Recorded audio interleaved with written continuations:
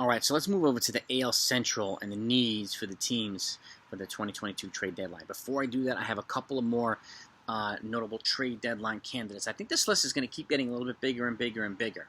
And what I'm going to do is I'm going to compile the whole list, and anytime that happens, and a move happens, whatnot, I'm gonna put together my list.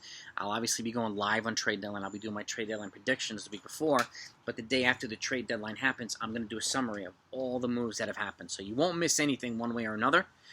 So please make sure you subscribe to the channel so you don't miss that type of stuff, especially if you want to be kept in the loop of everything that happens, so you know exactly how your team did at the trade deadline, especially if it's the Yankees. So with that, Merrill Kelly. He's a starting pitcher from Arizona. Another guy is going to be probably looked at on the list. He's got a 3.25 FIP or FIP. So in 2022, so his metrics are looking pretty good. And again, is a less expensive version of Madison Bumgarner. I think it'll be easier for a team to acquire and easier for the Arizona Diamondbacks to move. Chad Cole, who's actually another starting pitcher with the Colorado Rockies.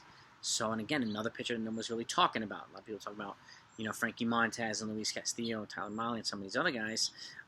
These guys could be these under-the-radar options that sounds like they're going to be made available. And some of these guys, I think, will get moved one way or another. Then we have Diego Castillo, who's a reliever for Seattle. He used to be a Tampa Bay Ray. He's a hard-throwing pitcher. And again, another attractive bullpen target for lots of teams, particularly the Yankees, who if they want to add another arm, they can. And then we got Sean Murphy, the catcher from the Oakland A's. I mean, they do have some catchers. They've got Shea Langoliers, and then they've got, who's that catcher? Tyler Soderstrom as well. They got one of the catchers from the Braves, and then Soderstrom pushing. Murphy's not a free agent, I think, until 2025 or after 2025. So a young, dynamic catcher who can boost quite a few teams. And I think catcher is probably going to be an underrated target. I think Wilson Contreras will fetch a bunch. I think Sean Murphy will probably fetch a bunch, and I do expect him to be moved. And we'll get to that. Actually, we already talked about the AL West, but I think he's going to be one of those guys that Oakland moves. And lastly is Josh Staumont, who's a relief pitcher from Kansas City Royals. And he actually has a 91% K rate, so he's up there in terms of movement. He's got great, movement on his pitches, so I expect him to be probably a relatively heavily pursued asset at the trade deadline too. So I wanted to add those 5 guys. I'm working on my final list regardless, and I'll do trade deadline predictions with these guys too. I'll be adding them in to my predictions list. So now, AL Central themselves, the Cleveland Guardians. Cleanup bat would be, I think, a good investment for them. Like a Nelson Cruz or somebody like that would be a good trade deadline piece for these guys. They can probably get a bat from the National League too. They might even get somebody like, Jesse Winker, who was traded to Seattle. You never really know. But a solid bat, I think, for cleanup would be a really, really good investment for the Guardians.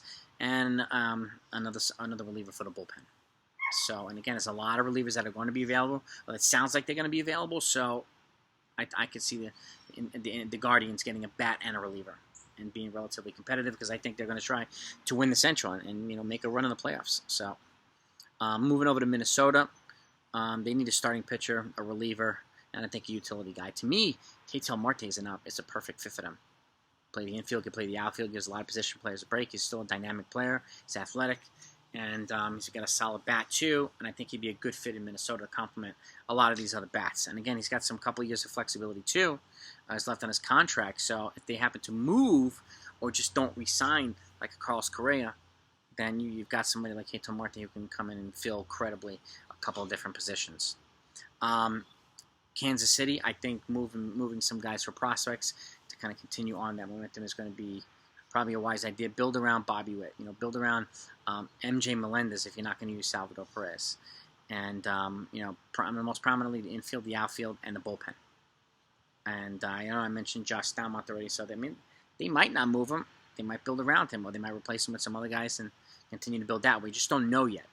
But Kansas City, I think, flipping some guys like a Whit Merrifield, or even a Michael Taylor, right? Or Andrew Benintendi, who's probably the most frequently discussed player that they have on the team that a lot of teams want to acquire at the trade deadline. So something to keep an eye on. I'll definitely be keeping you in the loop. Chicago White Sox, to me, the most obvious thing is outfield. Okay, they're pretty well set in depth in terms of other positions, but adding another outfielder, probably a wise idea. A Kevin Kiermaier, a Ramon Laureano, something like that. Or even a Tony Kemp from Oakland A's who could play the infield and the outfield. He could also be a utility option for Minnesota. So, I see the White Sox getting some kind of outfielder, particularly one that's an athletic option. So Laureano's probably a good fit there. And there's some other players too, but outfield to me. And lastly is the Detroit Tigers. Actually, I can't tell if they're gonna try to build around guys like Riley Green, and they have some other guys like Miguel Cabrera going to be coming off the books.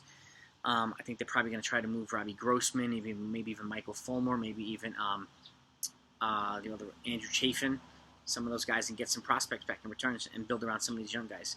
Casey Mize is off Tommy John anyway, so he's not going to be back for at least a year. So it'd probably be a good time for them to sell some pieces and recoup and get some farm depth and some major league depth back, and let them figure out how they want to do it from that point on. They'll get some payroll relief when Cabrera comes off the books in a year or so, and they'll be in a better position then. So if I'm Detroit, I'm selling some pieces and getting some prospects in return, and building a young foundation here.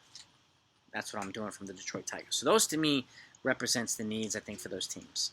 You let me know what you think. Am I missing anything for these teams? Obviously, the last group we're going to move over to is the AL East. So, and that's going to be a big one too. It's going to be a pretty tight division, and it's going to be really, really, really competitive. So, let me know what you think, folks. I'll talk to you next time.